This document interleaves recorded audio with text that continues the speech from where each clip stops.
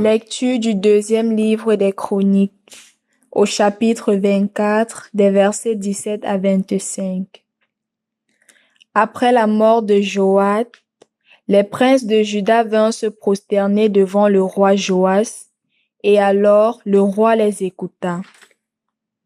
Les gens abandonnèrent la maison du Seigneur, Dieu de leur père, pour servir les poteaux sacrés et les idoles.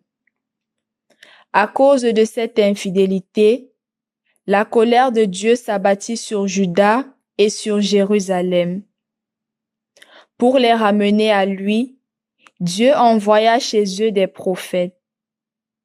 Ceux-ci transmirent le message, mais personne ne les écouta. Dieu revêtit de son esprit Zacharie, le fils du prêtre Joad. Zacharie se présenta devant le peuple et lui dit: Ainsi parle Dieu. Pourquoi transgressez-vous les commandements du Seigneur? Cela fera votre malheur. Puisque vous avez abandonné le Seigneur vous abandonne. Ils s'ameutèrent alors contre lui, et par commandement du roi, le lapidèrent sur les parvis de la maison du Seigneur. Le roi Joas, en faisant mourir Zacharie, fils de Joad, oubliait la fidélité que Joad lui avait témoignée. Zacharie s'était écrié en mourant: Que le Seigneur le voie et qu'il fasse justice. Or, à la fin de l'année, l'armée d'Aram monta contre le roi Joas et arriva en Juda et à Jérusalem. Ces hommes massacrèrent tous les princes du peuple et envoyèrent tout le butin au roi de Damas. L'armée d'Aram ne comptait qu'un petit nombre d'hommes, et pourtant, le Seigneur leur livra une armée très importante, parce que les gens de Juda avaient abandonné le Seigneur, Dieu de leur père. Et Joas reçut le châtiment qu'il méritait. Lorsque les Araméens partirent, le laissant dans de grandes souffrances, ses serviteurs complotèrent contre lui, parce qu'il avait répandu le sang du fils du grand prêtre Joad, et ils le tuèrent sur son lit. Il mourut, et on l'ensevelit dans la cité de David, mais non pas dans les tombeaux des rois. Au nom du Père et du Fils et du Saint-Esprit. Amen. Loué soit Jésus-Christ. Aujourd'hui, nous abordons le second livre des Chroniques. Et je dois rappeler que pour ceux qui ont lu le livre de Samuel et le livre des rois, on aurait l'impression d'une redondance. On aurait l'impression de voir comme si c'était un livre qu'on avait déjà lu et qu'on passait le temps à se répéter. C'est vrai, spécialement ce deuxième livre des Chroniques qui reporte justement le livre des rois. Mais dans cette deuxième partie, chers frères et sœurs dans le Christ, il est question pour l'auteur de faire comprendre comment est-ce que les rois ont bien et mal géré. Il présente un caractère ou une caractéristique de chaque roi et montrant ainsi comment est-ce que la bonne gestion du royaume a apporté la prospérité dans le royaume et la mauvaise gestion a apporté le malheur dans le royaume. Dans le cas présent, il est question de montrer comment Joas a dirigé le peuple. Et on montre que Joas s'est détourné de Dieu, s'est détourné de la volonté de Dieu et s'est mis à embrasser les idoles. En embrassant les idoles, il s'est éloigné de la volonté de Dieu et a conduit le peuple au péril. En effet, chers frères et sœurs dans le Christ, ici il était question de montrer que le roi a amené le peuple à l'idolâtrie. Et on parle ici de l'idolâtrie du dieu Baal, qui était l'idolâtrie des arbres, l'idolâtrie d'autres choses, l'idolâtrie des personnes qui n'allaient pas en droite ligne avec la volonté de Dieu. Et donc, le rôle du prophète, c'est celui de rappeler au peuple la ligne à tenir. c'est celui de questionner le peuple afin que le peuple puisse prendre conscience de l'égarement qui est en train de se créer et de suivre la volonté de Dieu. Et donc, cette question de Zacharie est très importante. Pourquoi transgressez-vous les commandements du Seigneur? Pourquoi est-ce que nous transgressons les commandements du Seigneur? Mais cette question n'a pas porté du fruit dans la mesure où Zacharie a été mis à mort. Le prophète venant annoncer la bonne nouvelle au peuple a été mis à mort.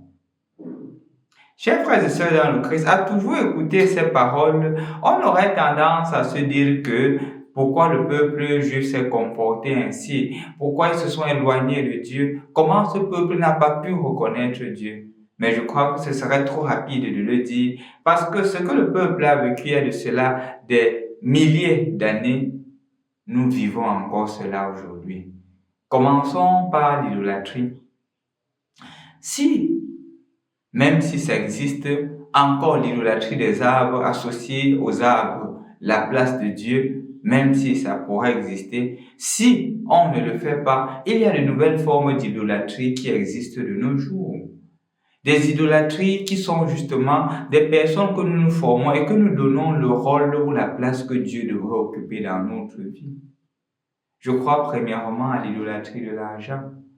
Dans notre monde d'aujourd'hui, combien de personnes sont assassinées, tuées à cause de l'argent? Combien de personnes sont mises en difficulté, sont en prison parce que les gens veulent gagner de l'argent? L'idolâtrie du pouvoir. Quand des personnes occupent des positions déjà très élevées et qu'ils voient une étoile montante, ils se mettent justement à détruire cette étoile-là pour que cette étoile-là ne puisse pas renverser son pouvoir. C'est notre nouveau Dieu. En plus de l'idolâtrie du pouvoir, l'idolâtrie même des gadgets.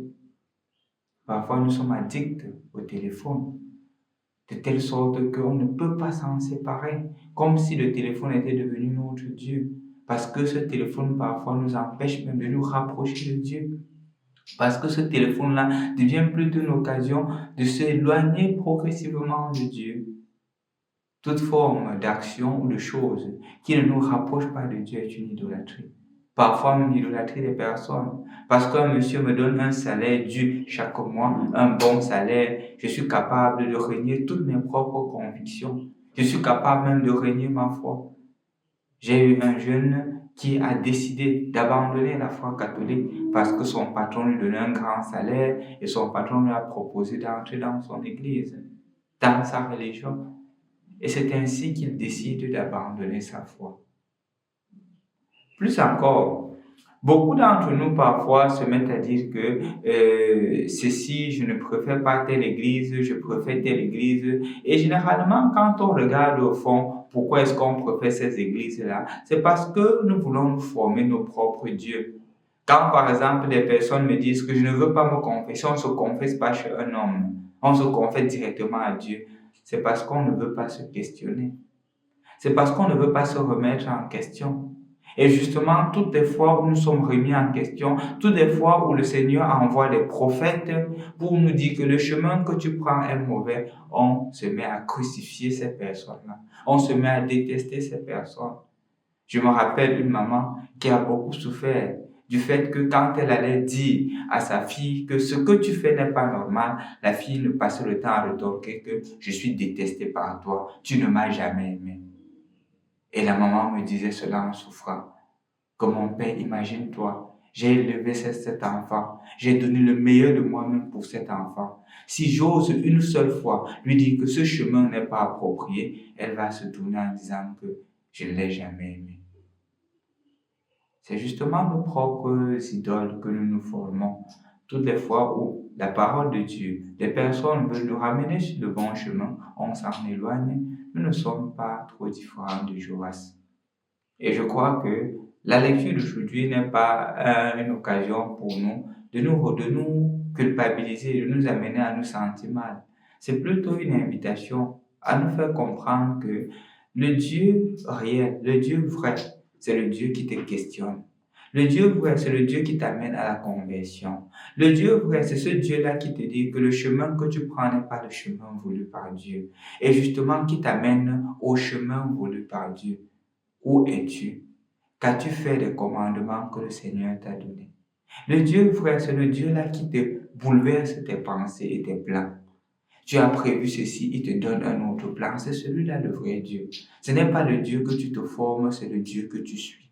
Parce que malheureusement, de plus en plus, nous formons nos dieux en donnant une ligne de conduite. Je suis Dieu, je crois en Dieu aussi longtemps qu'il exauce mes prières.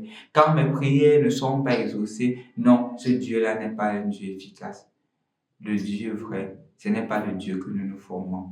C'est le Dieu qui s'est révélé. C'est le Dieu qu'on retrouve dans la parole. C'est le Dieu qui nous invite à la conversion. C'est le Dieu qui me dit et qui te dit, sois parfait comme moi, ton Père, je suis parfait. C'est le Dieu qui te dit, tu ne voleras pas, tu ne commettras pas d'adultère, tu ne porteras pas de faux témoignages, tu aimeras ton prochain comme toi-même. C'est le Dieu qui te dit, pardonne. C'est le Dieu qui te dit, réconcilie-toi avec ton frère. C'est le Dieu qui te dit, ne te décourage pas de pardonner. C'est le Dieu qui te dit, convertis-toi et crois en l'évangile.